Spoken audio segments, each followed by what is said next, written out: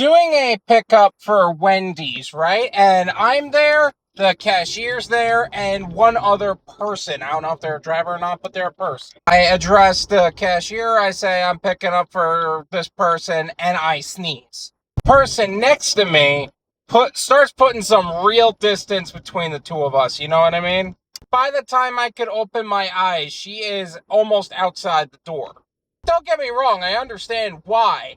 But dang, those reflexes are real, man.